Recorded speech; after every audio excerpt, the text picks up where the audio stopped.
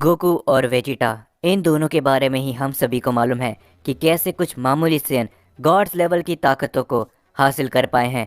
Goku और Vegeta अपने आप को गॉड लेवल की ताकतों पे तो ले जा चुके थे, लेकिन तभी इनका सामना एक ऐसे सेन योद्धा से होता है जिसकी ताकतें एक अलग लेवल पर थी, जिस वजह से गोकू और वेजिटा को एक साथ मिलकर गोजिटा फ्यूजन की मदद लेनी पड़ती है और वो उस Sen legendary super Sen Broly को हरा पाते हैं। और इसी कहानी की शुरुआत उसी पल के बाद से शुरू होती है। हम सभी को यूनिवर्स 6 का सीन दिखाया जाता है, जहां पर हम सभी देखते हैं कि चांपा वाडोस के पास में केल, कॉलीफ्ला और काबा मौजूद होते हैं और कॉलीफ्ला चांपा से जिद करने लगती है कि उसे कुछ नई टेक्निक और नई पावर सिखाई जाए, क्योंकि टूर्नामेंट ऑफ पावर के बाद से कॉलीफ्ला अपने आप को शक्तिशाली बनाना चाहती थी। चांपा उसकी बातों को इग्नोर कर रहा होता है, लेकिन तभी अचानक से यूनिवर्स 6 बहुत ही तेजी से हिलने लगता है। चांपा का प्लेनेट काफी जोर जोर से कांपने लगता है, जो देखकर चांपा काफी ज्यादा हैरान होता है और तभी वो कहता है, क्या भला आखिर ऐसा कैसे हो सकता है? क्या सच में बीरस यूनिवर्स 6 में है? लेकिन वो क्या कर रहा है? और तभी वाडोस कहती है, नहीं लॉर्ड चांपा, मुझे नहीं लगता कि इस समय पर लॉर्ड बीरस यूनिवर्स 6 में है। जो सुनकर चांपा पूरी तरीके से हैरान होता है और तभी कॉलीफ्ला चांपा से कहती है, मैं समझ गई लॉर्ड चांपा, आप मुझे यही नई टेक्निक सिखाने वाले हो तो मैं तैयार हूँ। ये सुनने के बाद भी चांपा काफी ज्यादा हैरान होता है, क्योंकि बीरस की शक्तियों से यूनिवर्स 6 हिलने लगता है। जिसके बाद हम सभी को यूनिवर्स 11 का सीन दिखाया जाता है, जहाँ पर हम सभी टोपो और बेलमोट को देखते हैं।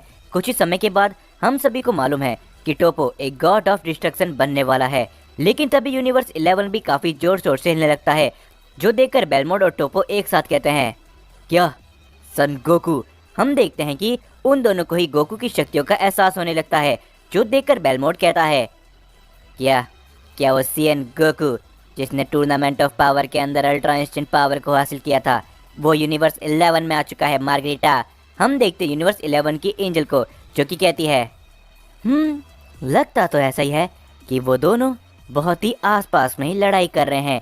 ये बोलने के बाद मार्गरीटा हंसने लगती है, लेकिन उसी के बाद हम सभी को असली लड़ाई दिखाई जाती है, जो कि बीरस और गोकू के बीच में चल रही होती है। हम देखते हैं कि गोकू अपनी अल्ट्रा इंस्टेंट फॉर्म पर होता है और बीरस अपनी अल्ट्रा इको शक्ति गोकू को दिखा रहा होता है। बीरस लगातार गोकू के ऊपर अपने काफी सारे हमले करता है, लेकिन गोकू अपनी अल्ट्रा इंस्टेंट फॉर्म पे उन सभी हमलों को डॉज कर पाता है और तभी बीरस कहता है, क्या बात है सियन, आज से पहले मुझे इतना मजा कभी भी नहीं आया, तो तुम अपनी ताकत को बढ़ाओ, मुझे मास्टर अल्ट्रा इंस्टेंट चाहिए। जो सुनकर गोकू कहता है, मुझे माफ करना लॉर्ड बीरस, लेकिन फिलहाल के लिए मैं इसी का इस्तेमाल कर सकता हूँ। ये कहने के बाद बीरस और गोकू एक दूसरे की तरफ अपना हमला करने के लिए आगे बढ़ते हैं। वो दोनों ही एक दूसरे से टकराते हैं, जिससे वहाँ पर एक काफी बड़ा धमाका होता है। गोकू और बीरस की लड़ाई इतने बड़े पैमाने पर चल रही होती है, जिससे आसपास के यूनिवर्स तक भी गोकू और बीरस की एनर्जी पहुंच रही होती है। और इस सभी लड़ाई को हम देखते कि वीस और ऑरिकल फिश एक साथ में देख रहे होते हैं और तभी वीस कहता है, क्या बात है गोकू, मैंने कभी भी नहीं सोचा होगा कि एक मामूली मॉर्टल लॉर्ड बीरस को इस तरह की टक्कर भी दे सकता है। तुम सच में काफी आगे बढ़ चुके हो। क्यों, मैंने सही कहा ना ऑरिकल फिश? जिसके ऊपर ऑरिकल फिश कहती है, हाँ तुमने एकदम सही कहा वीस, मुझे तो विश्वास नहीं होता कि एक धरतीवासी गॉड ऑफ डिस्ट्रक्शन को टक्कर दे सकता है। तुम्हें नहीं लगता कि तुम्हें अब इस लड़ाई को रोक देना चाहिए, क्योंकि लड़ाई सच में काफी आगे बढ़ चुकी है और वैसे भी मैं अब थक चुकी हूँ और मैं सोने जा रही हूँ। ये कहने के बाद हम देखते कि ऑरिकल फिश अचानक से सो जाती है, लेकिन ऑरिकल फिश नींद में कहती है, नहीं, बहुत कुछ बुरा होने वाला है। यूनिवर्सेस, बहुत बड़ा फैसला, एक गलत निर्णय और एक गलत इच्छा। हम देखते हैं कि बीस ऑरिकल फिश की बातों को सुनकर थोड़ा सा हैरान होता है और वो कहता है, क्या आखिर ऑरिकल फिश का ये सब कहने का क्या मतलब है? कहीं ये लॉर्ड बीरस और गोकू की लड़ाई के बारे में तो नहीं? जिसके बाद वापस से हमको गोकू और बीरस का सीन दिखाया जाता है। हम देखते हैं कि बीरस अपने लगातार हमले करता है गोकू के ऊपर, वो अपनी हकाई का इस्तेमाल भी करता है। बीरस इस समय पर इतना ज्यादा एक्साइटेड हो चुका होता है कि वो गोकू को जान से मारने के लिए भी तैयार हो चुका होता है। बीरस हंसते हुए कहता है, क्या बात है सैयन, आज से पहले मुझे इतना मजा कभी भी नहीं आया। ये कहने के बाद बीरस काफी सारे हमले गोकू पर करता है, गोकू उन सभी हमलों को डॉज करता है, लेकिन बीरस के उस हमले से आसपास के सारे प्लेनेट पलक झपकते धूल में बदल जाते हैं। काफी सारी लाइफ जाने लगती है, जो देखकर गोकू कहता है, लॉर्ड बीरस, आखिर आप ये क्या कर रहे हो? हमारी लड़ाई के बीच में आपने न जाने कितने सारे प्लेनेट तबाह कर दिए। जो सुनकर बीरस कहता है, तो क्या हो गया सेयन, ये तो मेरा यानी कि एक गॉड ऑफ डिस्ट्रक्शन का काम है। जो सुनकर गोकू कहता है, लॉर्ड बीरस, आप गॉड ऑफ डिस्ट्रक्शन होंगे, लेकिन इसका मतलब ये नहीं कि आप उन सभी मासूम लोगों की जान ले लो। ये कहने के बाद गोकू अपनी पावर को आखिरकार अप करता है। गोकू अपनी मास्टर अल्ट्रा इंस्टेंट फॉर्म पे ट्रांसफॉर्म हो जाता है, जो देखकर बीरस के चेहरे पर एक स्माइल होती है।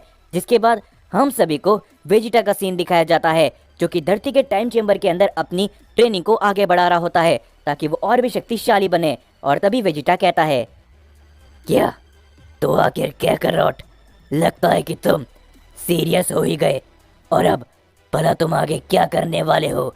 जिसके बाद हम सभी को गोहान और पिक्कोलो का भी सीन दिखाया जाता है, जो कि अनजान जगह पर खड़े होते हैं। और तभी पिक्कोलो कहता है, सच में गोहान, मुझे कभी भी नहीं लगा था कि गोकू अपनी ताकतों को पाने के लिए इस कदर आगे बढ़ जाएगा।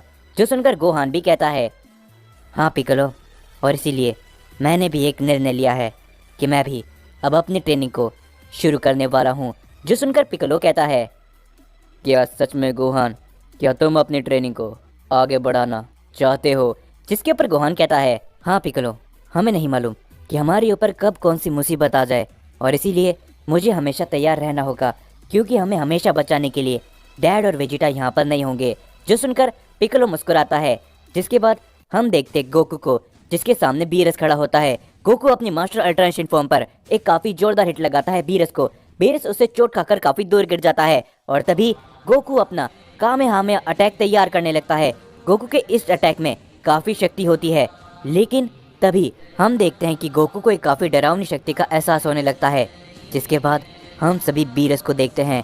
बीरस ने अपनी डिस्ट्रक्शन पावर को और अल्ट्रा इंस्टेंट पावर को एक साथ मिला लिया होता है। बीरस अब एक असली गॉड ऑफ डिस्ट्रक्शन लग रहा होता है, और बीरस मुस्कुराते हुए कहता है, सच में गोकू, मुझे नहीं मालूम कि आज से पहले मैंने अपनी इतनी शक्ति का इस्तेमाल कैसे किया था। तुम्हें अपने आप पे गर्व होना चाहिए। हम देखते हैं कि गोकू अपना कामेहामेहा अटैक करता है सीधा बीरस के ऊपर, लेकिन तभी वो अटैक अचानक से वहां से गायब हो जाता है। हम देखते हैं कि गोकू के अंदर से वापस से वही एनर्जी निकलने लगती है जो कि टूर्नामेंट ऑफ पावर के अंदर निकली थी। गोकू वहीं पर गिर के बेहोश हो जाता है, जो देखकर बीरस पूरी तरीके से हैरान होता है, और इस सभी को देखकर बीरस हंसने लगता है, और वो कहता है, लॉर्ड बीरस, लगता है कि गोकू की बॉडी अभी तक सिर्फ इतना ही कर पाई है, तो चलिए हमें अब वापस लौट जाना चाहिए। ये सुनकर बीरस को काफी ज्यादा शर्म आने लगती है, क्योंकि इस समय पर बीरस अपनी ताकत का असली इस्तेमाल करना चालू ही किया था। और बीरस वीस गोकू को लेकर प्लेनेट बीरस पे जाते हैं, और तभी उन दोनों के ही चेहरों पर एक प्राउड वाली स्माइल होती है। जिसके बाद हम देखते कि गोकू को धीरे धीरे कर होश आने लगता है, और तभी वीस कहता है, क्या बात है गोकू, आज से पहले मैंने तुम्हें अपनी ताकत का इस्तेमाल इस तरीके से करते हुए नहीं देखा। तुम सच में काफी आगे बढ़ चुके हो, और आखिर तुम्हें अब आगे चलकर क्या हासिल करना है, क्या तुम मुझे बताओगे? ये कहने के बाद हम देखते कि वीस पूरी तरीके से गोकू को हील करने लगता है, और तभी गोकू वीस से कहता है, वीस, मैं इतना तो जान चुका हूँ टूर्नामेंट ऑफ पावर के बाद से कि जिरेन, हिट जैसे काफी सारे योद्धा इस पूरे मल्टीवर्स के अंदर एग्जिस्ट करते हैं, और जब तक मैं उन सभी को हराने के लायक नहीं बन जाता, मैं इतना शक्तिशाली नहीं बन जाता कि मैं सभी लोगों को सरपास कर सकूं, तब तक मैं अपने आप को शक्तिशाली बनाना जारी रखूंगा। गोकू की इस बात को सुनकर बीरस एक स्माइल करता है। जिसके बाद हम देखते हैं कि कुछ समय बीत जाता है, और तभी हम सभी को ग्रैंड प्रीस्ट का पैलेस दिखाया जाता है। हम देखते हैं कि ग्रैंड प्रीस्ट के पैलेस पर सभी एंजल्स की एक मीटिंग बिठाई होती है, जिसके अंदर धीरे धीरे करके वहाँ पर सभी एंजल आते हैं, और तभी ग्रैंड प्रीस्ट उन सभी एंजल से कहते हैं, मुझे आप सभी माफ़ करना कि मैंने अचानक आप सभी को यहाँ पर बुलाया, लेकिन ये कुछ बात ही ऐसी है, लगता है कि हम सभी के ऊपर एक काफ़ी बड़ा खतरा आने वाला है। जो सुनकर तभी उनमें से एक एंजल घबराते हुए ग्रैंड प्रीस्ट से पूछती है, क्या बात है फादर, आखिर आप क्या कहना चाहते हो? और तभी ग्रैंड प्रीस्ट कहते हैं, आप सभी एंजल्स मेरी बात को ध्यान से सुनिएगा, मैं आप सभी को एक बहुत ही खास बात इस समय पर बताने वाला हूँ। ये बात इस समय पर ओमनी किंग को भी मालूम नहीं है, तो आप सभी मेरी इस बात को याद रखना कि इस कमरे के बाहर ये बात कभी भी ना जा पाए और किसी को भी इस बात के बारे में मालूम ना चले, क्योंकि अगर ऐसा होता है तो बहुत कुछ गलत हो सकता है। ये सुनकर सभी एंजल थोड़े से हैरान होते हैं और तभी वीस कहता है, क्या बात है फादर, मैंने आज से पहले आपको इस तरीके से कभी भी नहीं देखा। आप काफ़ी ज़्यादा घबराए हुए लग रहे हो। जिसके ऊपर तभी ग्रैंड प्रीस्ट कहते हैं, ये बात ही कुछ ऐसी है तो मेरी बात को ध्यान से सुनना। हम सभी को मालूम है टूर्नामेंट ऑफ पावर को यूनिवर्स 7 के एक मॉडल ने जीता था, एंड्रॉयड 17 ने, और वो जीतने के बाद उसने विश मांगी थी कि सभी इरेज किए हुए यूनिवर्सेस को वापस से रिवाइव कर दिया जाए। जो सुनकर सभी एंजल थोड़े से हैरान होते हैं। वीस कहता है, फादर कहीं आपके कहने का मतलब। जिसके ऊपर तभी ग्रैंड प्रीस्ट कहते हैं, हाँ, हमसे काफ़ी बड़ी गलती हो चुकी है। जितने भी यूनिवर्सेस जेनोसामा ने इरेज किए थे वो सभी लौट आए हैं, यानी कि सारे के सारे 19 यूनिवर्स। जो सुनकर वहाँ पर मौजूद सभी लोग काफ़ी ज़्यादा हैरान होते हैं और तभी उनमें से एक एंजल कहती है, लेकिन ये कैसे हो सकता है फादर, हमने तो सिर्फ 18 यूनिवर्सेस के बारे में सुना था, लेकिन ये 19वां यूनिवर्स। जिसके ऊपर तभी ग्रैंड प्रीस्ट कहते हैं, इस पूरे मल्टीवर्स के अंदर 18 यूनिवर्स नहीं थे बल्कि 19 यूनिवर्स हुआ करते थे। यूनिवर्स 19 जिसका नाम यूनिवर्स 0 था और उसी यूनिवर्स के अंदर वो थी। जो सुनकर सभी एंजल्स को कुछ भी नहीं पता चल रहा होता कि आखिरकार ग्रैंड प्रीस्ट कहना क्या चाहते हैं, लेकिन तभी हम देखते हैं कि उन सभी लोगों को एक आवाज़ सुनाई देती है, क्या बात है ग्रैंड प्रीस्ट, आखिरकार तुम आज भी वही डरपोक एंजल हो। मुझे तो अभी भी विश्वास नहीं होता कि तुम जैसा एक डरपोक एंजल ग्रैंड प्रीस्ट बन चुका है। हम देखते हैं कि तभी वहाँ पर एक अनजान शख्स आती है, जिसे देखकर वहाँ पर मौजूद सभी एंजल्स काफ़ी गुस्से में होते हैं और तभी एक एंजल कहता है, तुम्हारी इतनी हिम्मत, आखिर तुमने फादर यानी कि ग्रैंड प्रीस्ट से इस तरीके से बात कैसे करी। जिसके ऊपर वो शख्स कहती है, हे, क्या तुम्हें मालूम नहीं, हम एंजल्स को गुस्सा करना अलाउ नहीं है, तो तुम ज़रा शांत हो जाओ, तुम एक एंजल हो, क्या तुम ये बात भूल चुके हो। और तभी हम उस शख्स को देखते हैं जो कि एक एंजल होती है और उस एंजल को देखकर सभी एंजल्स काफ़ी ज़्यादा हैरान होते हैं और तभी वो एंजल कहती है, क्यों है ना ग्रैंड प्रीस्ट, मैंने सारी बातें एकदम सही कही ना, तुम कितने बड़े डरपोक हो, इस बारे में मुझसे बढ़िया भला कौन ही जान सकता है। तो मैं तुम सभी एंजल्स को ये बताना चाहूँगी कि मैं तुमसे कभी भी दूर हुई नहीं थी और ना ही मैं ये चाहती थी कि हमारा मेल कभी टूटे, लेकिन तुम जिस शख्स को अपना फादर कहते हो ये सबसे बड़ा डरपोक है और इसी की वजह से ये सब हुआ था। क्यों, मैंने एकदम सारी बातें सही कही ना ग्रैंड प्रीस्ट।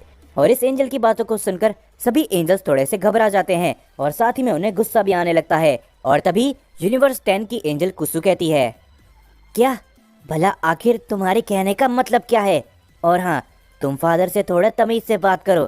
फादर, आखिर ये कौन है जो कि आपके बारे में कुछ भी बोलती जा रही है। जिसके ऊपर तभी ग्रैंड प्रीस्ट कहते हैं, हाँ, ये सब कुछ हद तक सच है, क्योंकि ये तुम सभी की मदर है, ये है मदर ऑफ ऑल एंजल। जो सुनकर वहाँ पर मौजूद सभी एंजल्स पूरी तरीके से हैरान होते हैं और तभी वीस को अचानक से कुछ याद आता है यूनिवर्स 0 के बारे में। और तभी हम सभी को कुछ समय पहले का सीन दिखाया जाता है जहाँ पर वीस प्लेनेट बीरस पर होता है और गोकू और बीरस की लड़ाई खत्म होने के बाद हम देखते कि गोकू वीस से कहता है कि उसे वापस प्लेनेट अर्थ में छोड़ दे। और तभी गोकू और वीस प्लेनेट अर्थ के लिए जा ही रहे होते हैं, लेकिन तभी गोकू वीस से कहता है, क्या बात है वीस, आखिर तुम थोड़े शांत लग रहे हो, क्या हुआ, तुम मुझे बता सकते हो। जिसके पर वीस कहता है, कुछ नहीं गोकू, मुझे न जाने क्यों लेकिन कुछ समय से कुछ अजीब सी फीलिंग आ रही है। ऐसा लग रहा है कि बहुत सारी डार्क एनर्जी एक जगह पर आकर रुक चुकी है और इसी वजह से मुझे कुछ चेक करने के लिए जाना है, जो कि शायद हमारे यूनिवर्स 7 के ही आसपास है। जिसके पर गोकू कहता है, तो ठीक है वीस, मैं भी तुम्हारे साथ चलता हूँ, मैं भी तुम्हारी मदद करूँगा। जो सुनकर वीस कहता है, नहीं गोकू, ये मामला हम एंजल्स का है तो हमें ही इसे देखने दो, और वैसे भी तुम्हारी जिम्मेदारी नहीं है कि तुम यूनिवर्स के अंदर आने वाली कोई भी मुसीबत को रोको। जो सुनने के बाद हम देखते कि गोकू मन ही मन कहता है, आखिर क्या बात है? वीस काफी ज्यादा घबराया हुआ क्यों लग रहा है? ये कहने के बाद हम देखते कि गोकू वीस को कहता है, वीस मैं तुम्हारे साथ चल रहा हूँ, चाहे कुछ भी क्यों ना हो जाए। और गोकू वीस को काफी कसकर पकड़ लेता है। ये देखकर वीस थोड़ा गुस्से में आ जाता है और वो कहता है, गोकू अपना हाथ हटाओ। जो सुनकर गोकू कहता है, नहीं मैं ऐसा नहीं करने वाला वीस। हम देखते हैं कि गोकू वीस को घूरता है और तभी वीस समझ जाता है कि गोकू ऐसा नहीं मानने वाला। तो ठीक है, इसे पकड़ो। हम देखते हैं कि वीस भी जेनोसामा की तरह ही गोकू को एक बटन देता है और वो कहता है, मुझे ग्रैंड प्रीस्ट के पास भी जाना है क्योंकि उन्होंने हम सभी एंजल्स की मीटिंग बुलाई है। मैं तुम्हें ये बटन दे रहा हूँ ताकि अगर तुम्हें मेरी मदद की ज़रूरत हो तो तुम मुझे तुरंत ही बुला पाओ। हम देखते हैं कि ये कहने के बाद गोकू और वीस उस जगह पर आ जाते हैं जहाँ से वीस को एक डार्क एनर्जी फील हो रही होती है। और तभी हम देखते हैं कि वहाँ पर एक बहुत ही बड़ा पोर्टल होता है और ये पोर्टल होता है यूनिवर्स ज़ीरो का, जहाँ से mother of all angel belong करती है। इस समय तक वीस और गोकू इस बात से अनजान होते हैं कि आखिरकार यूनिवर्स ज़ीरो किसका है। और तभी वीस कहता है, गोकू क्या तुम ये कर पाओगे? क्योंकि अगर तुम ऐसा नहीं कर पाते हो तो मैं तुम्हें इसी समय पर प्लैनेट अर्थ पे छोड़ दूंगा, क्योंकि ये बहुत खतरनाक भी हो सकता है। जो सुनकर गोकू कहता है, तुम चिंता मत करो वीस, तुम सब कुछ मेरे ऊपर छोड़ सकते हो। तो ठीक है, तुम जाओ, क्योंकि तुम्हें ग्रैंड प्रीस्ट के पैलेस पर भी तो जाना है जहाँ पर मीटिंग है। हम देखते हैं कि गोकू यूनिवर्स ज़ीरो में चले जाता है, जिसके बाद हम सभी को वापस से प्रेजेंट का सीन दिखाया जाता है जहाँ पर उन सभी एंजल के सामने मदर ऑफ ऑल एंजल खड़ी होती है। और तभी वीस को अचानक से ये सभी याद आता है। वीस काफ़ी ज़्यादा घबरा जाता है और तभी हम सभी ग्रैंड प्रीस्ट को देखते हैं जो कि मदर ऑफ ऑल एंजल को देखकर कहते हैं, जैसा कि मुझे लगा था वो सब सच है, सभी यूनिवर्सेस और साथ ही में यूनिवर्स ज़ीरो। जिसके ऊपर तभी कैंसाई हंसते हुए कहती है, हाँ बिल्कुल ग्रैंड प्रीस्ट, जैसा कि तुम्हें लगा था वो सब सच है। हम सभी दोबारा आ चुके हैं, लेकिन इस बार मैं अकेली नहीं हूँ।